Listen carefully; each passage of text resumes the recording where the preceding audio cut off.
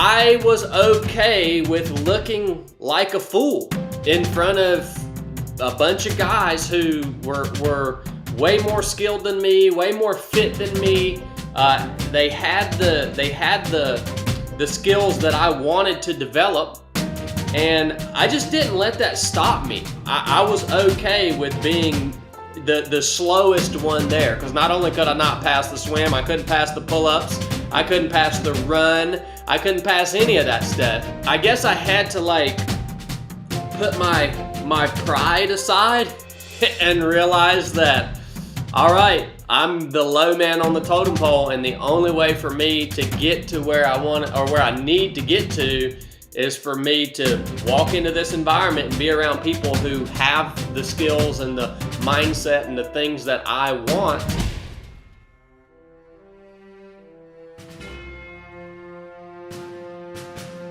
Welcome to Mindset Lessons from the Field. I'm Gina Cazazza, the author of the upcoming memoir, Training with a SEAL. Today's guest was a SEAL for 12 years. As a SEAL, he was a breacher. When he retired in 2019, he started the 3 of 7 project together with his brother, where they help others become the most complete versions of themselves. I need that.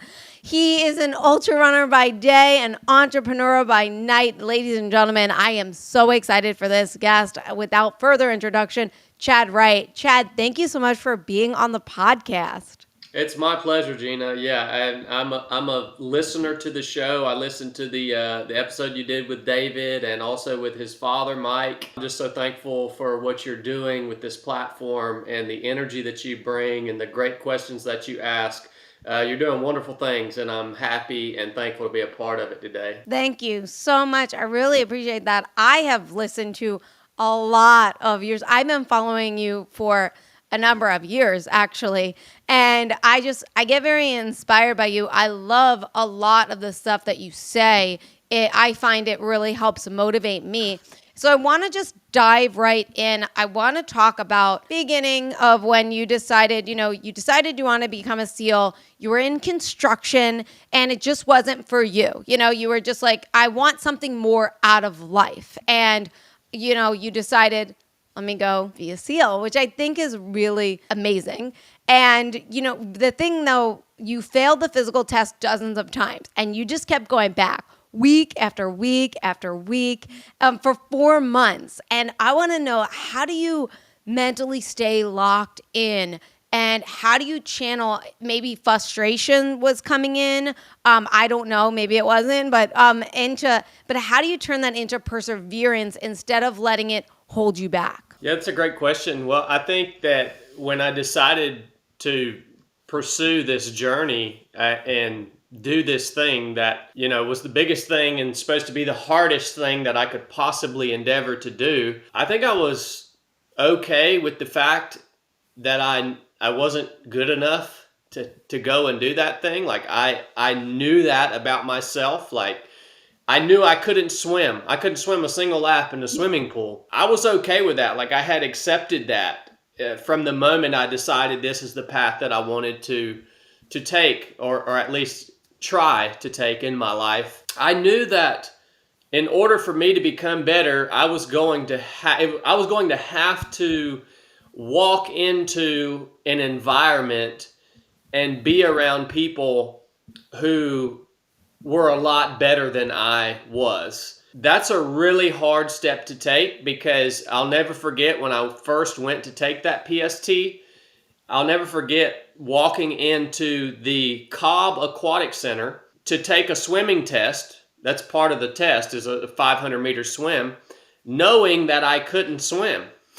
And doing that in front of a real live Navy SEAL. My SEAL mentor, his name was Frank Cutler. I was okay with looking like a fool in front of a bunch of guys who were way more skilled than me, way more fit than me. They had the skills that I wanted to develop, and I just didn't let that stop me. I was okay with being the slowest one there, because not only could I not pass the swim, I couldn't pass the pull-ups, I couldn't pass the run, I couldn't pass any of that stuff. I guess I had to put my pride aside and realize that, all right, I'm the low man on the totem pole, and the only way for me to get to where I want or where I need to get to is for me to walk into this environment and be around people who have the skills and the mindset and the things that I want. So I think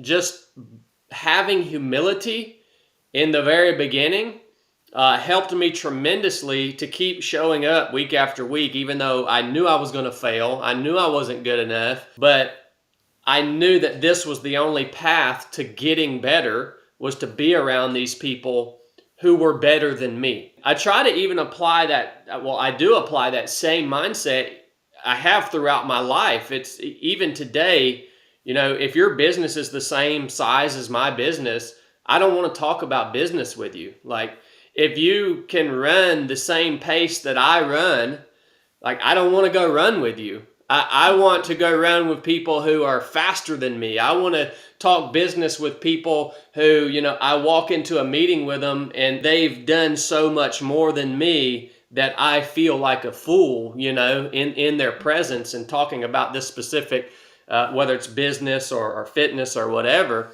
So that helped me keep showing back up, just being okay with failing, being okay with being the slowest guy there, being okay with knowing that I was going to fail. How I was able to do that, I don't know the secret sauce. I mean, it's really just a conscious decision to set aside your pride and go and endeavor to put yourself in an environment where you're going to feel a little bit silly about being there.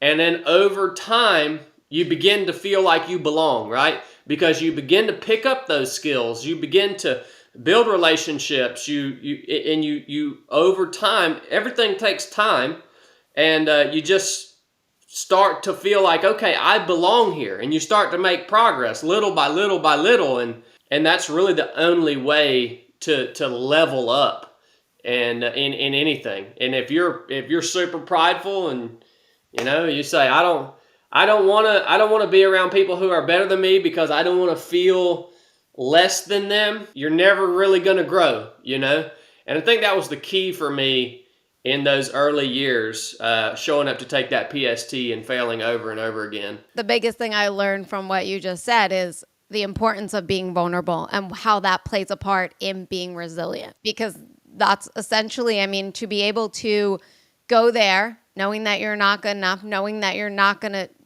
make it, but being vulnerable to get through it, and then go back and go back and go back. That's very, very powerful. And I want to then move to the next part. You finally, you pass the test 4 months later, right? You have to go to Navy boot camp. Last day of Navy boot camp, you're told you got to go to medical, told that you had a cyst on your heart and that you can't become a SEAL. And you ended up being able to get out, and you decided to go find a surgeon that would do this surgery because you went to 3 doctors and they said no, because it's so rare, it's so undone. So what I want to know is, when life tells you no repeatedly, right? And especially when the so-called experts are saying no, right? And the risk that you're putting yourself through with that cyst on your heart and going through the surgery and how it's so rare, how do you find the strength to believe that yes is still possible? Before I really talk through this, I don't want people to think that was easy for me. When I got kicked out of the Navy because of this pericardial cyst, I went through a period of significant depression. Like, when I got back home, it wasn't like I got back home to my little hometown in Georgia, moved back in with my mom and dad. I didn't have anything. I had gotten rid of my truck and all my clothes, and I just showed back up to this place that I never thought I was going to have to, be at again. Man, it was hard. Like, it wasn't like I showed up there and was just like immediately hard charging, looking for this way to overcome this pericardial cyst that was disqualifying me from ever becoming a SEAL. There was, I would say, weeks and weeks, if not a few months, of really significant depression, just feeling super lost and confused and isolating myself, not wanting to connect with anyone. I think that's part of the process, man. I really do. I think that's part of the process is you have to go and experience these low points, and you have to understand when you're there, you're not going to stay there forever. Going through that, I had people around me that were kind of supporting me through that. Mainly my mother and my now wife. Her name is Brooke. She was my girlfriend back then, and we were just kids, obviously, but we loved each other. We always have loved each other, and my mother has always really loved me and supported me and encouraged me. And so luckily they kind of helped me through that period of depression, and they were just there for me. Like, they would talk to me and encourage me at times, and I think it was my mom who actually first started encouraging me to go and kind of talk. Let's make some appointments and see if we can find a surgeon who can fix this thing. I mean, I give her a lot of credit. She's such a strong woman. My mom is such a strong woman. Like, it's unbelievable how strong women are. That's a whole nother podcast. I train people. I've never had a female quit any of my training missions, but I've had hundreds of males quit. It's unbelievable. And so I appreciate that, and I credit my mom and her strength a lot to the path that I've been able to take in life. Once I found a surgeon and realized that, okay, this is something that we can actually electively remove from my heart. Once I found that, like, I started to get hungry again to achieve this goal. Like, once I could kind of see, like, almost, okay, there's like a chance. Like this, there might be a chance, and I'm going to pursue that chance. And here's the opportunity that I have to have this surgery. I'm going to go and have that surgery electively. But now after the surgery, even if it goes well, we don't know if the Navy's going to let me back in. So like I'm taking a lot of chances. Like, I'm pursuing these things that are just chances, and they're costing me a lot. They're causing a lot of pain. They're costing me a lot of money. It's not an easy process. Once I had the heart surgery, and then I kind of heal up from that, and I'm able to reach back out to the Navy and kind of get that process rolling. As that kind of keeps rolling, and I'm realizing, okay, maybe this is more than a chance. Maybe I'm actually going to get back into the Navy. Like, I just get hungrier and hungrier and hungrier to the point that when it became a reality for me that, okay, I am signed off, I'm going to SEAL training now. At that point, literally nothing could stop me. Nothing. And I tell people all the time, if I would have went to SEAL training that first time, if I would not have had that cyst on my heart, I know who I was. And I would not have made it through SEAL training because it was harder than I could have ever imagined it being. I wasn't ready. I would not have made it through, period. But because that process, having it taken from me, that extreme low, that period of depression, that suffering through that, and then suffering through the pain and discomfort of the heart surgery, and then going through the process of getting back in the Navy, and like, it's that process, it's that adversity made me who I needed to be in order to actually get through the thing that I had to accomplish to achieve my goal. Without all that, there's no way I would have made it. And that's the honest truth. So it was just enduring that process, taking a lot of chances, and pursuing every single angle that I could possibly pursue, even though I wasn't sure that, it was going to produce the outcome that I was trying to achieve. It was taking a risk, I mean, I could have very easily had that heart surgery in the Navy. The Navy's really picky, man. They could have still just said, nah, I understand, but no, we're not. It took them 6 months just to sign off the waiver after the heart surgery, and I was back in the Navy. Man, you got to be patient. That took a lot of patience. I'd say that's the foundational element that got me through that period of time.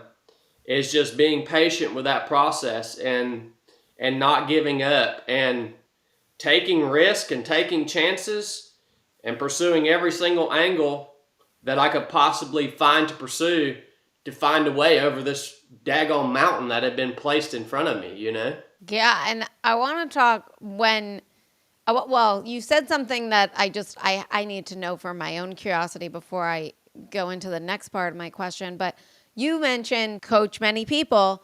What do you think it is that keeps females from sticking through it, and what do you think it is with males that quit? I think females are generally better team members or teammates because they're not hesitant to ask for help. Whereas a male, when I run missions out here, you know, we do, one of my missions is called a rite of passage. It's a 24-hour basically hike through the mountains of Northwest Georgia. You're not allowed to stop. And, you know, a male will come into this thing thinking, I'm going to get through this on my own. I'm going to carry my own weight. I'm not going to ask for help. I'm just going to get through this. I'm going to grind through it. And he ends up running himself into the ground because he won't look around. He won't lean on his teammates. He won't ask them for help because generally that's the way men think when they haven't been trained, when they don't understand what it means to be in a team. Very few people out here in the civilian world have ever even really been part of a team that's doing something difficult, like really difficult. So they don't understand it.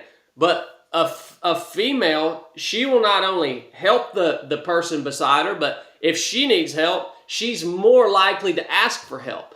And then that allows them individually to go further, but it also allows the team to go further and faster. If everybody on the team will be willing to support each other, and everybody on the team is willing to ask for help when they need help, then that's when that team becomes an unstoppable force and you just can't stop them. They'll go until they die. So I think that's one of the big reasons they just tend to have less, you know, ego than a male student.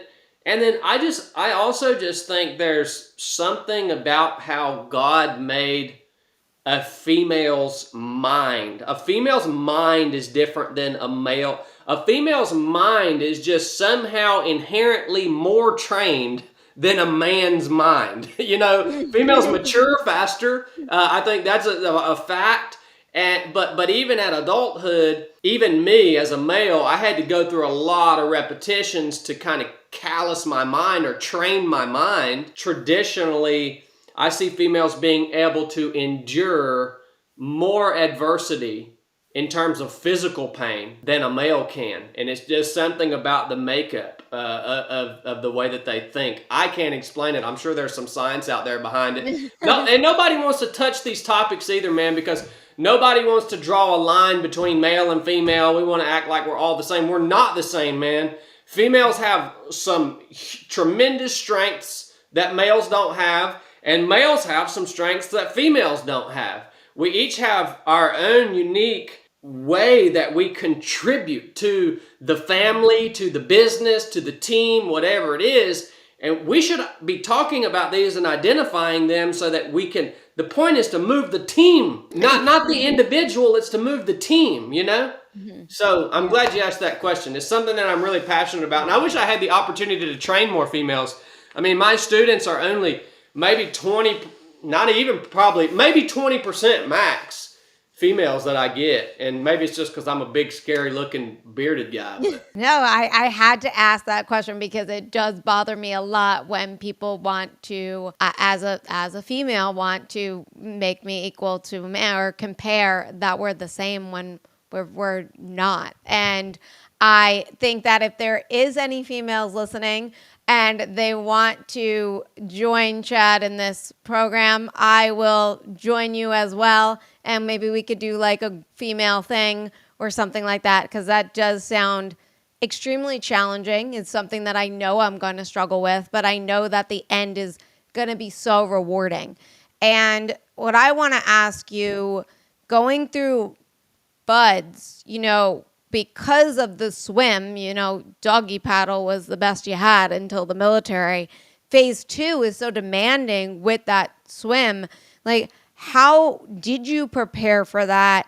And were there anything that you really struggled with in that section? Yeah, I struggle with the every aspect of the water in buds. But I think in phase two, what I really learned is the key in the water is just staying relaxed or staying calm.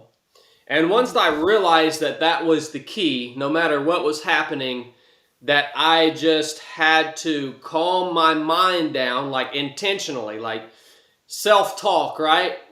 You have to be real conscious of every thought that you're allowing to kind of float around in your head, and these, when you're underwater and things get stressful and you're running out of air, obviously you're getting bombarded with these thoughts that are trying to panic you, and you have to be very conscious of those. And when they try to work their way in, you have to shut them down. Like you have to choose to think something positive, or choose to think something that's going to calm you down. Choose to focus on the task at hand and not these 100 different things that are trying to work their way into your mind to panic you. That was the key for me going through second phase. We have a thing in second phase, that was a very critical phase for me too, because there's an evolution in second phase called pool competency.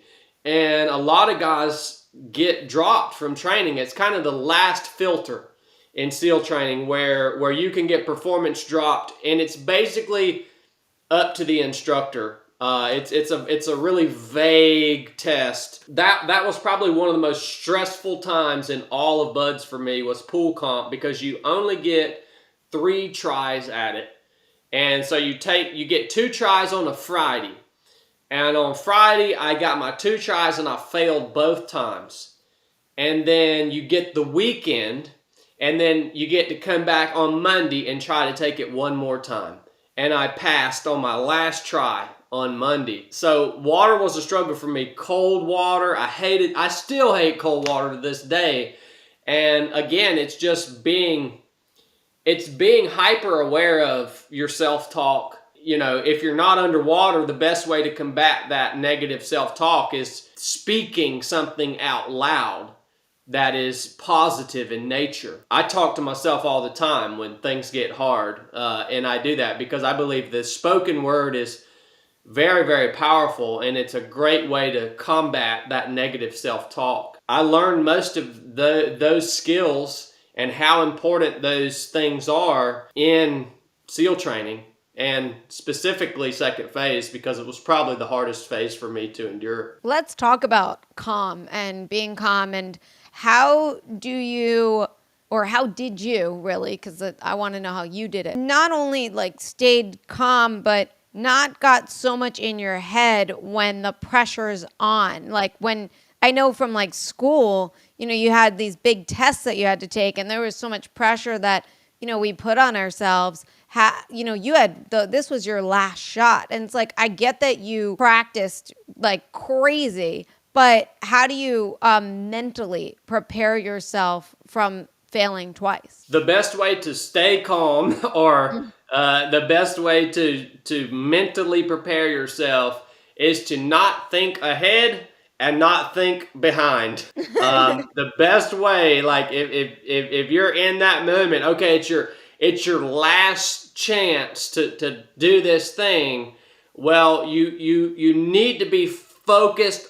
You need to be so present. The ability to stay present is a superpower that I don't know. I'm really good at it, and I don't know if it's through repetition or what, but I do so good. I thrive in chaos because I'm really good at staying present. There's a documentary called Just 1 Mile that's on Amazon Prime, where I win this ultra marathon. It's a great film. Everybody should go watch it. It's awesome, not just because of me, but because of the people there. And we run this 1 mile loop until everyone else quits and only one person's left. And so I think I ran 32 hours. And everybody's like, how did you... Everybody assumes that I won that race 2 years in a row. because I was more fit than anyone else there. That's so not true. I'm running against guys that have way better resumes than me as a runner. I'm able to win that race year after year because I'm able to focus on the single mile that I have to run in order to stay in the race. I never think about the last mile I ran, and I never think about the next mile that I have to run. And I just stay super present. That's what I did in Buds. That was all. I didn't read the books. I didn't watch the movies. I know guys that I went through Buds with. They wanted to know the schedule for the week. They I knew laugh when. because that's me. Yeah, they knew when every evolution was going to be over the course of the whole 6 months. Like, I didn't know, man. Like, all I wanted to know is I just wanted somebody to tell me, well, okay, where are we going now? Like, where are we going? Okay, and that was all I focused on. It quiets your mind, It doesn't allow your mind to get overcrowded with thinking about what ifs or thinking about mistakes that you've made in the past. Yeah, you should learn from mistakes, and you should take those lessons and you should file them away, and it should influence and change the way that you act in the future and the way you operate in the future. But once you identify the lesson and you implement it and you put it in that filing cabinet in your mind, you don't need to think about that mistake yesterday again, or last month, or whatever, or in pool comp, the time I failed twice on Friday. Like, I wasn't even thinking about that. I'm just like, all right, I have to pass this. This is what we're focusing on. Let's get it done. See, that's my issue. I want to know the plan. I want to know where we're going. I want to know where and I overthink. Well, it's because I'm thinking all the time. I'm overthinking, and I need the plan. I need to know. And I will say it's starting to cripple me because I am at a point where I'm like feeling I know where I'm going, right? But I'm hitting so many failures, right? And I'm so in my head because I am thinking, okay, well, I got to do this to get me here. But then you forget that life is not linear, right? And then also what you think is going to take like a week takes like 3 weeks, especially when for you, like you had to wait 6 months for the answer on if you're going to go into the Navy. Like, those 6 months for me would have been hell on earth. I mean, just because I'm waiting for somebody else. Like, I'm the type of person that like needs to take action. And if you're not taking action with me, then goodbye. Like, I got places to be. My life is short. So like, how would you like talk to somebody like me who thinks and is overthinking? And I feel like it's part of the female brain. I mean, it's kind of what we do. So we're planners. So what would you say to that? Yeah, so I would say two things. One of the only ways to be able to focus or stay present, like focus on what you have to do, the only way to be able to train your mind to do that is by way of repetition. So that's what I love about ultra running. And like, if you run 100-mile race, like it will force you to learn what it means to be present.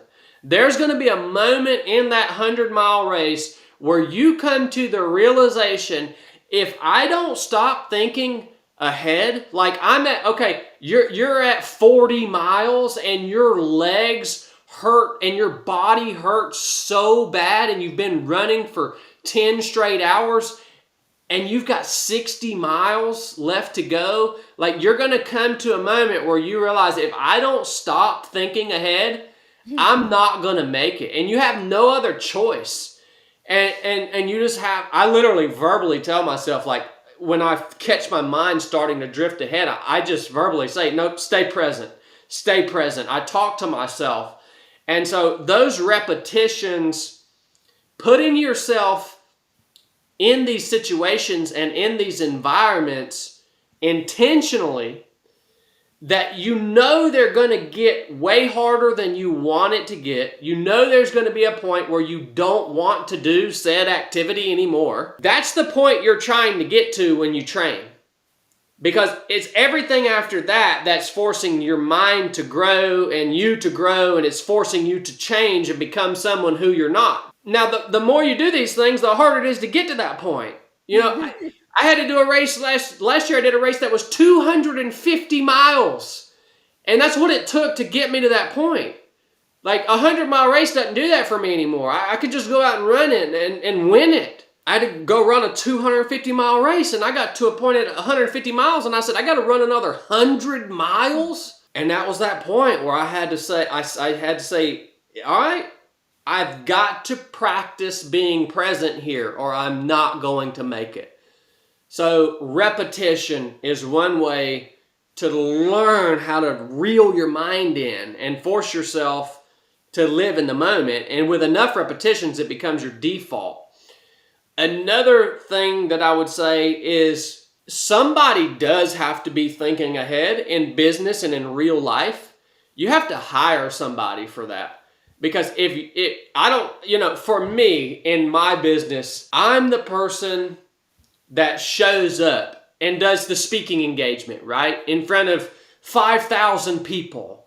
I'm the person that has to show up and in front of the camera, in front of the students on training day. The way that I'm able to stay in this creative role and in this way that I can just show up with the full passion. The way I'm able to do that is because I have people on my team that their job is to think ahead and to take care of all the other stuff that needs to be done. I just get to stay present, and it allows me to be who I'm supposed to be within this team, within this business, within this company. It allows me to be that person. Because I can't be that person if I'm also keeping up with QuickBooks. Or I can't, I wouldn't show up as Chad, And so you have to bring people around you who, they're not the person who's going to be the face of what's happening. Most of them are okay with that. Most people don't want to be the face, right? But if you're going to be the face of it, if you're going to be leading the charge, and you're going to be the one that the customer sees, you're going to be the one who has to bring that passion and that ingenuity and that creativity. Don't think for a minute that you can do it all. You flat out can't do it all. You just can't do it. Nobody can. I don't care how strong you are. I don't care how well you manage your time. It doesn't matter, because it's draining you mentally. You know what I mean?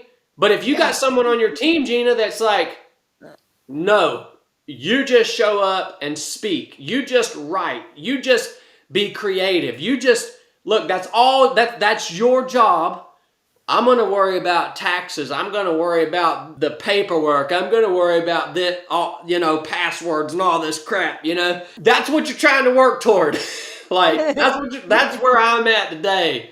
And you don't have to have a lot of people. 3 of 7 projects, only a 4-man team, including me. You don't have to have a ton of people. And the hard part, I think, about that is letting go. Like relinquishing control. Because you have to relinquish control of those things to those people. That can be difficult, even though you shouldn't be doing that job. You don't want to relinquish control in the beginning. It's really weird. It's a really weird process, man. That's 2 ways to become more present and to be better at what it is you're supposed to be doing. Let's talk about the person that in the beginning, when you go to start something, it's you. If you're going to be an author, you're writing the book, right? You're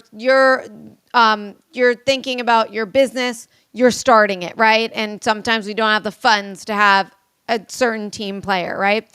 And what would you say to someone who feels like they've given everything to their dream, right? Of whatever it is that they're choosing, right? But they keep falling short. Well, I guess first I would say don't give up, because any goal that's worth achieving, whether it's professionally or physically or whatever, is going to take longer than you want it to take. So when you're at this point where you're like, I've been at this way longer than I thought I was going to have to be at it, or way longer than I wanted to be at it, and I haven't achieved what I set out to achieve yet. Just understand that's the way it is. It's if it's a worthy goal, if it's not just something that, that's not really challenging you, it's going to take longer than you want it to take, and you just have to persist. And the way to persist is to be patient, to be present, and to be deliberate about the way you're utilizing your time. And then the second thing that I would say is you got to ask for help, man. If you're just starting out and you're going solo, you're probably going solo because you haven't asked for help. There are people around you who will come alongside you and help you. Like maybe it's your wife, maybe it's your husband, maybe it's a friend, but you haven't come to them and been like, hey, I'm just getting started and this is too much for me to do.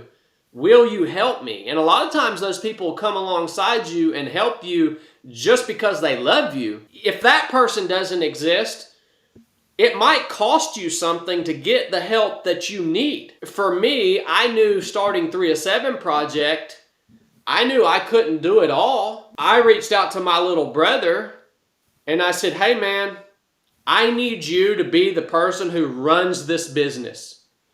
And I need to be who I was created to be. I told him up front, I said, I'm going to give you 50%. Wherever this thing goes, it's 50% yours. And so it might cost you something. If you're starting a business, you might have to go to someone and you may have to give them a percentage of ownership in this thing, and take that risk. And a lot of people don't want to do that. And it needs to be the right person, because that's a long-term commitment. Don't be scared to ask for help. You got to do it. I really, really enjoyed that. Thank you so much. And I want to talk about your transition because, as I say this on every show when I talk about the transition, that's a very hard period that everybody can relate to because we all have transitions in life. And how was that? And for you ended up medically retiring. So it wasn't technically on your terms. It was like, I found out that I have to retire. So, which I'm now going to make the assumption that being that you didn't plan for it and, being a SEAL is such an identity, right? That's who you were. Let's talk about that transition that you had and how you found a new purpose. Yeah, you're right. It's not easy because you do identify with being a SEAL and being in the military, period. It's a lifestyle. Like it's who you are. It dictates every aspect of your life. You don't do the things you want to do. When I got out of the Navy, I didn't know what the world I was going to do. So I just tried something that I enjoyed.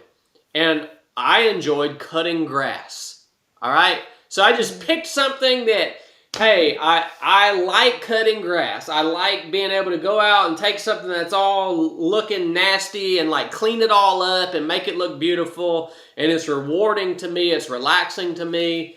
So I just picked something that I liked. And I said, okay, I'm going to try to make money doing this.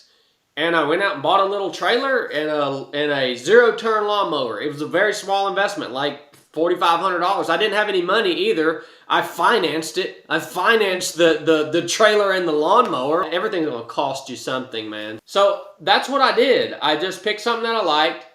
I made an investment and I started cutting grass. And I cut grass for the whole summer, the first summer that I was out of the military. That was like, it began to open my mind up to this idea of entrepreneurship. Wow, like, okay, after one summer, I got a pretty good business going here. I could do this with anything. Like, whatever I want to do. It just like, it was like an epiphany. Like, wow, okay. Because the military doesn't teach you that, man.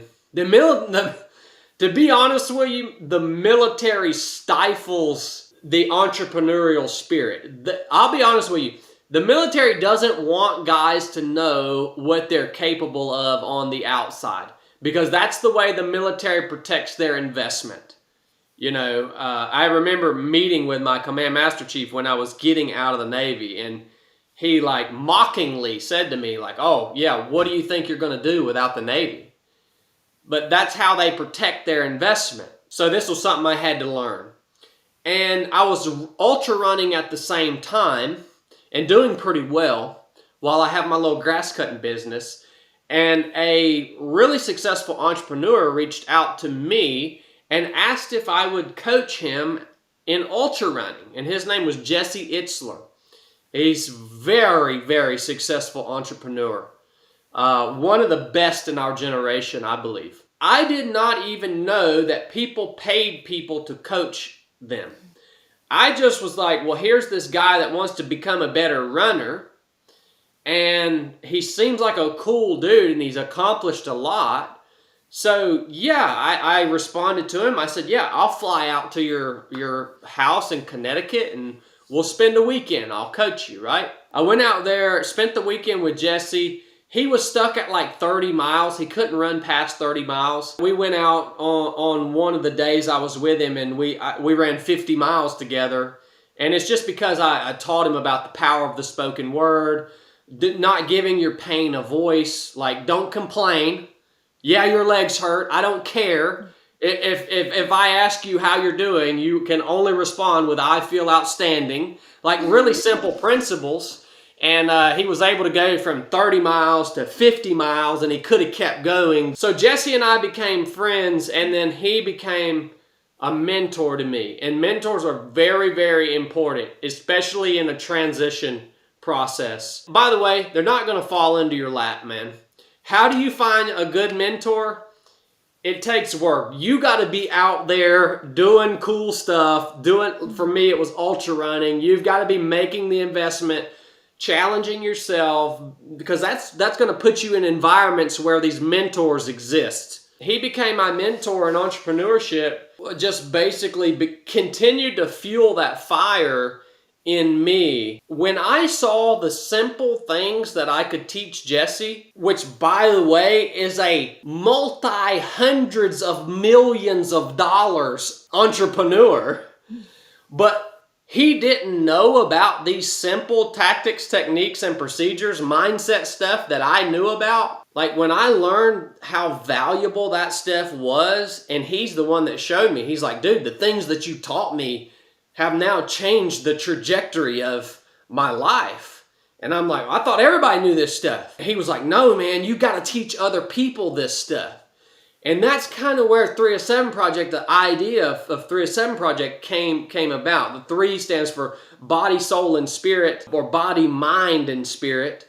And then the 7 is the biblical number for completion. And that's where the whole idea came about. Oh, okay, let's share this stuff with people. Let's share it. Let's provide an environment where they can implement it, and we're going to be there with them as they grow and as they implement these things in real time.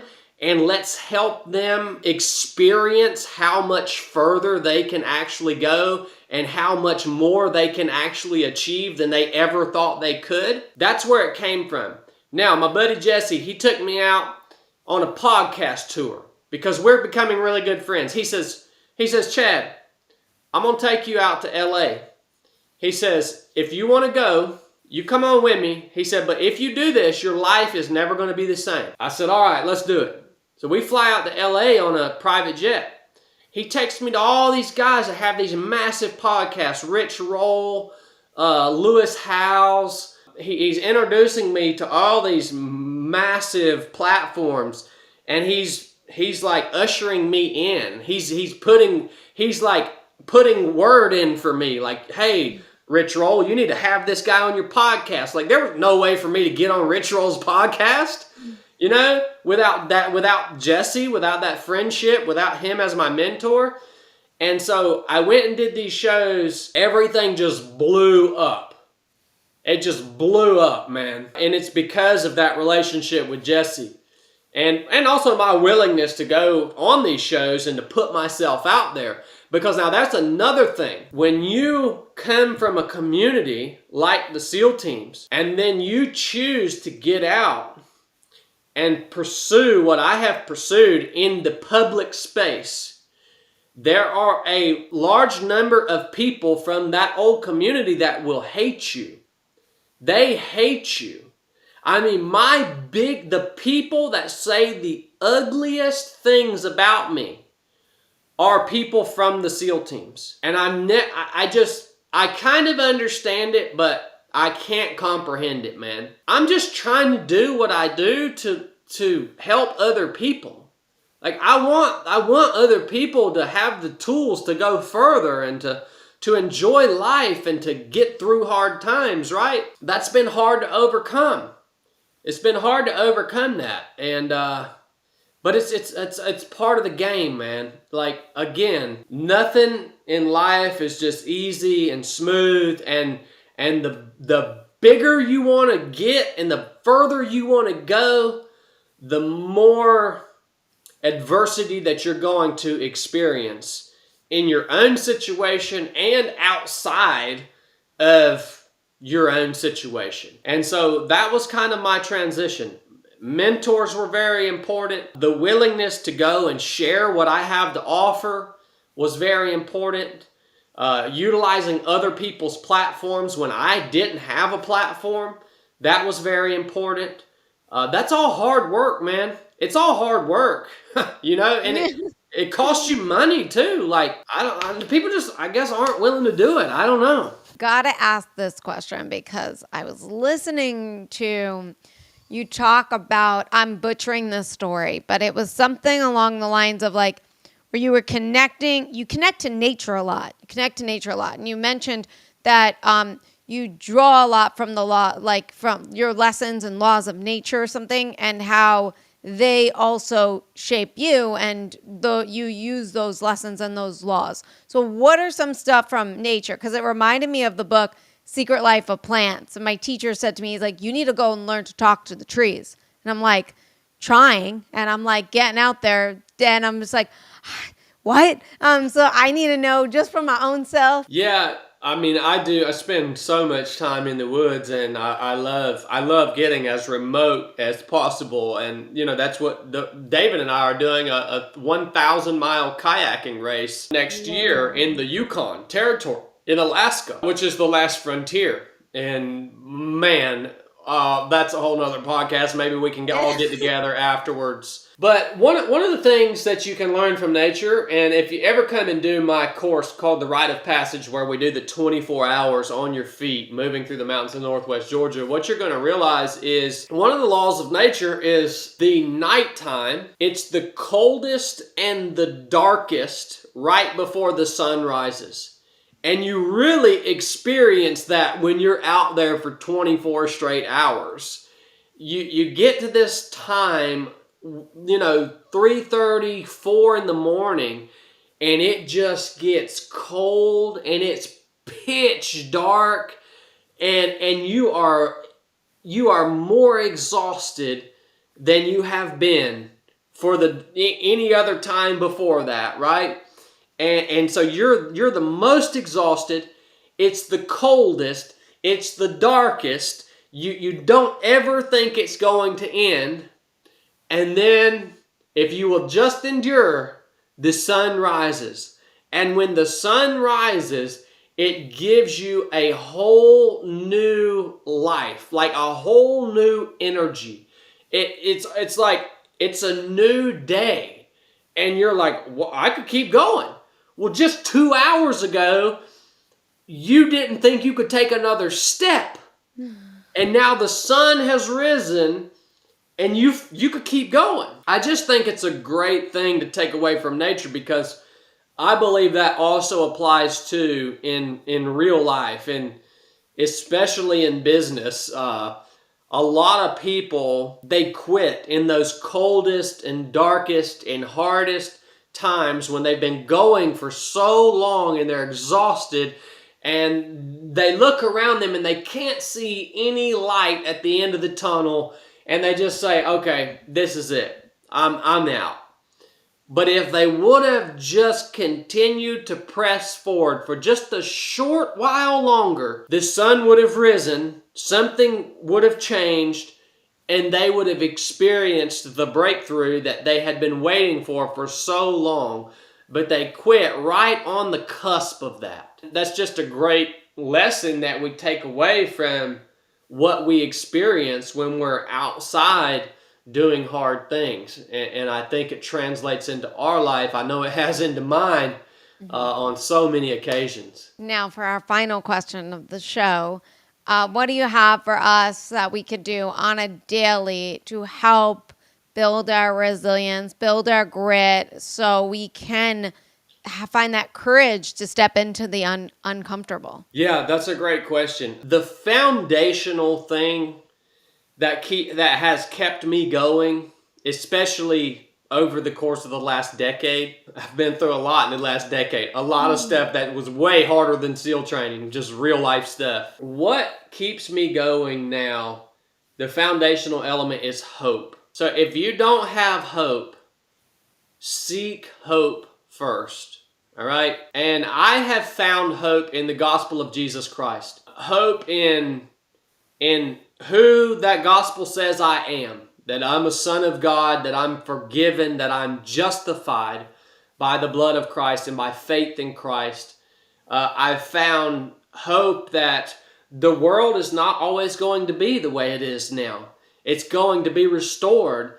I have hope in eternal life. I have hope that I am loved by God. With a perfect love that I can't even comprehend. So much, all of my hope is rooted in my faith in Jesus Christ. And that faith is a gift that I've been given. And I treasure that. I treasure my faith more than anything else that I have in this world. And if you don't have that, I want to challenge you to just revisit that. Just revisit the Bible and have those conversations, because I believe there's hope there for everyone who will seek, who will ask, and who will knock. And so that's the foundational thing, is hope. Seek that on a daily basis, and don't ever neglect it, and don't ever take it for granted if you have it. Don't ever, kind of just brush it to the side. I spend every day, I spend the very first part of the morning in Scripture and in prayer. And I do that because I know how important that is for me to endure life. So that's what I do every morning. I say every day spend some amount of time strengthening your physical body and your mind also. That's a priority for me. After the first part of my morning, I give the best part of myself to prayer and to Scripture and that foundational element of hope, and then I leave from there, and it's a non-negotiable. I'm going to do something to train myself physically. I'm going to go for a run. I'm going to spend some time at the gym. I'm going to go for a bike ride. I'm going to go kayaking.